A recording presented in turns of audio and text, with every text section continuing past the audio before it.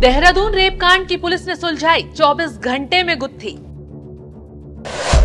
दिल्ली तक छापेमारी, 5 आरोपियों की कमर तोड़ डाली। सीएम पुष्कर सिंह धामी के एक्शन मोड से हर कोई हैरान।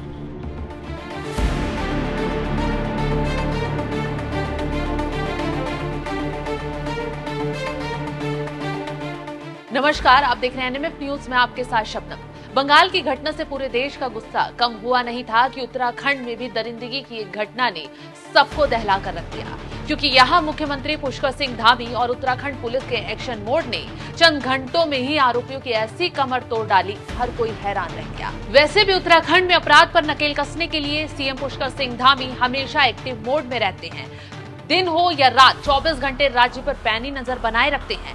इसी का नतीजा है कि जैसे ही घटना सामने आई, पुलिस मुख्यमंत्री दोनों ही एक्टिव हो गए। फिर क्या था, वो तस्वीर देखने को मिली जिससे हर कोई सीएम धामी और उत्तराखंड की पुलिस की तारीफ करने के लिए उतारू हो गया। तो चलिए विस्तार से पूरी घटना के बारे में बताते हैं। जानकारी के मुताबिक 13 अगस्त की रात को रोडवेज के 2 कर्मचारी नाबालिग लड़की को दिल्ली के कश्मीरी गेट से देहरादून लेकर आए थे और यहाँ लड़की के साथ दरिंदगी की घटना को अंजाम दिया। बेसुध हालत में बच्ची को छोड़कर फरार हो गए। रात्रि करीब 1:30-2 के बीच में वहाँ पर जो गार्ड एक आईएसबीटी पर है, उसने एक बालिका को देखा कि वो एक उसकी दुकान पर जो मैगी की वहाँ बन रही थी, दुकान पर बैठी हुई थी। और इसके बाद देखा कि वहाँ एक व्यक्ति साथ में बगल में खड़ा था, उससे कुछ बातें कर रहा था। उसको संदिग्ध लगते हुए कि रात्रि में इस तरह बच्ची एक वहाँ पर बैठी हुई है, तो उसने वहाँ पर जो 1098 की यूनिट रहती है, उसमें एक व्यक्ति रहता है, उनको इन्फॉर्म किया। उनका नाम है श्री दिगंबर जी। तो उन्होंने इसके बाद, चूंकि महिला उसमें बच्ची थी, तो उन्होंने अपनी दूसरी यूनिट में जो दूसरी महिला काम करती है, जो आईएसबीटी पर थी, उसको कॉल करके फिर उसको वहां पर बुलाया। और बुलाने के बाद जो बच्ची से प्राथमिक जानकारी करी, तो वो अपना नाम पता बहुत ज्यादा नहीं बता पा रही थी। ये बताया जो प्राथमिक जांच में उन्होंने लिखा है रिपोर्ट में, उसमें लिखा था कि पटियाला से मैं आई।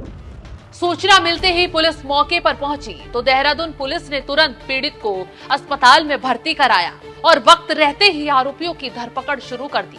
लेकिन शुरुआत में पूरे मामले को समझना पुलिस के लिए काफी मुश्किल हो रहा था, क्योंकि पीड़िता ठीक से कोई जानकारी नहीं दे पा रही थी, घटना के बारे में भी नहीं बता पा रही थी। घर का नाम पता, कभी मुरादाबाद, कभी दिल्ली जाना और कभी पटियाला जाना, और कभी अपने माँ बाप को कोरोना के दौरान उनकी डेथ हो जाना या बचपन में डेथ हो जाना, और इस तरह अपने भाई और जो घर में परिवार के लोग हैं उनका भी एग्जैक्ट कुछ नाम पता नहीं था। ना ही उसके पास कोई फोन था, ना ही कोई आधार कार्ड या कोई आइडेंटिटी थी जिससे कि उसकी पहचान हो पाए। तो ये 14 तारीख को भी काउंसलिंग के दौरान ऐसी कोई बात नहीं बताई गई। लगातार पीड़ित से पूछताछ के बाद गुत्थी उलझ रही थी, लेकिन आखिर में पुलिस ने जब कमेटी गठित कर फिर से पीड़िता से पूछताछ की, उसके इलाज के बाद पूछताछ की गई, तो खुलासा हुआ कि आखिर उसके साथ गलत काम हुआ था।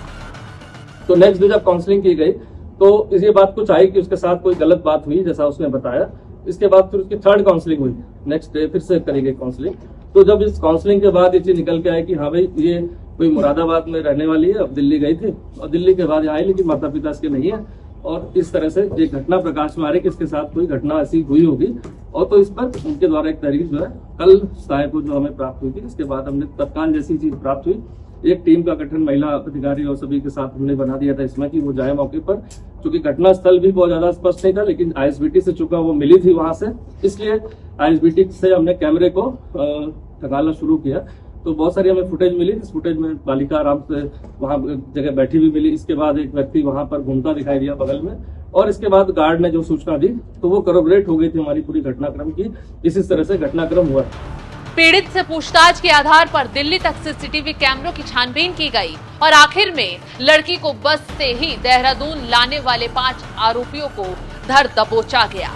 जब हमारी महिला इंस्पेक्टर द्वारा विस्तार से लड़की से पूछा गया तो उसके द्वारा ऐसा बताया गया कि 5 लोग के साथ ने अलग अलग समय में उसके साथ गलत वो काम किया है।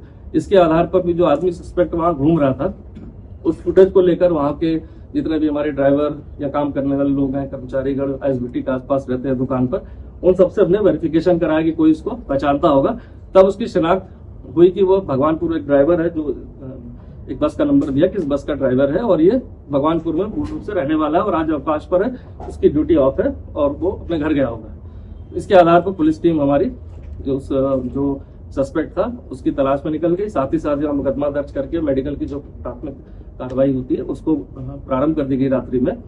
और इस तरह से जब पहले सस्पेक्ट को पकड़ा गया तो उससे पूछताछ में फिर दूसरे का नाम, तीसरे का नाम, इस तरह 5 लोग इसमें टोटल जो है प्रकाश में है, जिसमें 2 ड्राइवर हैं, एक इसमें सरकारी कर्मचारी का ड्राइवर है, साथ ही साथ एक उसमें क्लीनर है और एक सफाई जो बस की करता है। इस तरह से इन्वॉल्व थे वो सारे लोग, एक ही उसमें इन्वॉल्व थे। और एक उसमें कैशियर है जो जहां पर कैश का पैसा जमा करके हिसाब किताब किया जाता है। सबसे बड़ी बात तो ये है कि 24 घंटे के अंदर पुलिस ने रेप के इस गुत्थी को सुलझा दिया।